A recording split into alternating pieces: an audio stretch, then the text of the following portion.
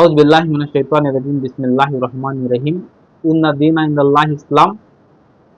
ఇస్లాం అనే పదం ఇది అరబీలోని సలాం మరియు సిల్మ్ అనే మూల పదం నుంచి ఏర్పడింది. సలాం అంటే శాంతి, సిల్మ్ అంటే సమర్పణ.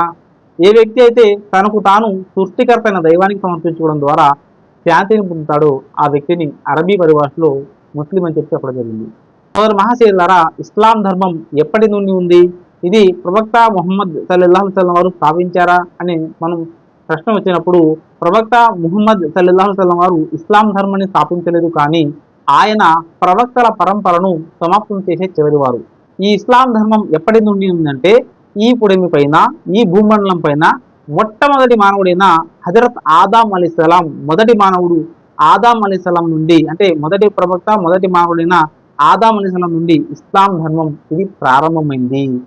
చిట్ట ప్రవక్త ముహమ్మద్ సల్లల్లాహు అలైహి వసల్లం వరకు ఇస్లాం ధర్మం అనేది పరిపూర్ణం చేయడం జరిగింది. ఇష్కాతుల్ మసాబి గ్రంథంలో ఈ భూమండలం పైన రమారమి 1,24,000 మంది ప్రవక్తలు గతించారు అని చెప్పి చెప్పడం జరిగింది. అందులో చిట్ట ప్రవక్త ముహమ్మద్ సల్లల్లాహు అలైహి వసల్లం వారు మొదటి వ్యక్తి ఎవరంటే ఆదాం అలైహిస్సలాం వారు. అంటే ఆదాం అలైహిస్సలాం కాడి నుంచి ఇస్లాం ధర్మం ప్రారంభమైంది.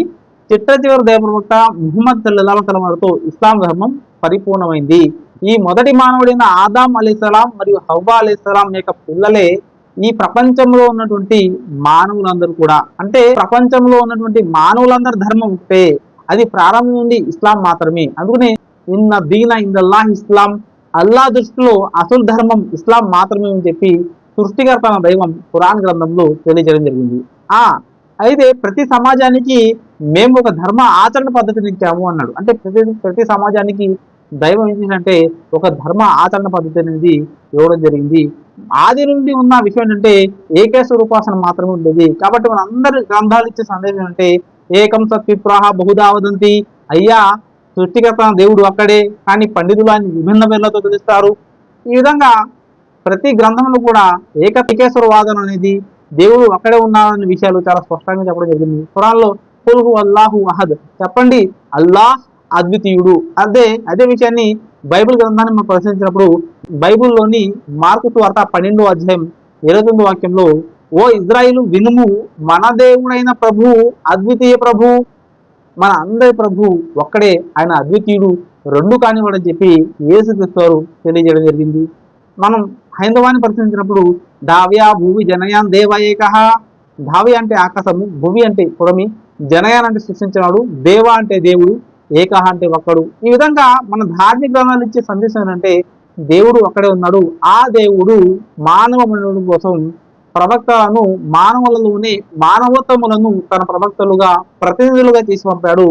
మానవుడు ఎలా మనుగడ చేయాలో చేయకూడదని చెప్పి ఒక మార్గదర్శకుడిని, అంటే ఒక ప్రవక్తను, ఋషులను దైవం పంపించడం జరిగింది. ఈ విధంగా ప్రవక్తలు, ఋషులు ఎవరైతే దైవం వారిని పుట్టించాడు, కానీ దైవం పుట్టలేదు. ఎందుకంటే దైవం పుట్టించేవాడే కానీ పుట్టేవాడు కాదు. దైవానికి మరణం లేదు, మనకు మరణం ప్రసరిస్తారు. ఈ విధంగా దైవధర్మం ఇస్లాం ఆది నుండి ఈ యొక్క ప్రవక్తలను సృష్టికర్త దైవం మానవుల వద్దకు పంపించాడు. వారికి సత్యబోధ వచ్చిన తర్వాతే వారిలో విభేదాలు తలెత్తి ఈరోజు ఇన్ని మతాలుగా, ఇన్ని వర్గాలుగా ప్రజలు చీలిపోయారు. అది కేవలం అసూయ, విద్వేషాల కారణంగానే వీళ్ళు చీలిపోయారు. కాబట్టి సోదరులారా, మనందరికి దేవుడు అక్కడే, ముహమ్మద్ సల్లల్లాహు అలైహి వసల్లం చిత్త ప్రవక్త. కాబట్టి సోదరులారా, ఇస్లాం ధర్మం అనేది ఇది 1450 సంవత్సరాల క్రితం ముహమ్మద్ ప్రవక్త సల్లల్లాహు అలైహి వసల్లం వారు దీన్ని స్థాపించలేదు. ఆయన ప్రవక్తల పరంపరను సమాప్తం చేసే చివరి వారు. మొట్టమొదటి మానవుడైన హజరత్ ఆదాం అలైహిస్సలాం వరకు ఈ ధర్మం ప్రారంభమైంది. చిట్ట ప్రవక్త ముహమ్మద్ సల్లల్లాహు అలైహి వసల్లం వరకు ఇస్లాం ధర్మం అనేది పరిపూర్ణం చేయడం జరిగింది. ఒక మతాన్ని అర్థం చేసుకునే ఉత్తమమైన పద్ధతి ఏంటంటే ఆ మతానికి సంబంధించిన గ్రంథాలు చదవడం ఉత్తమమైన పద్ధతి.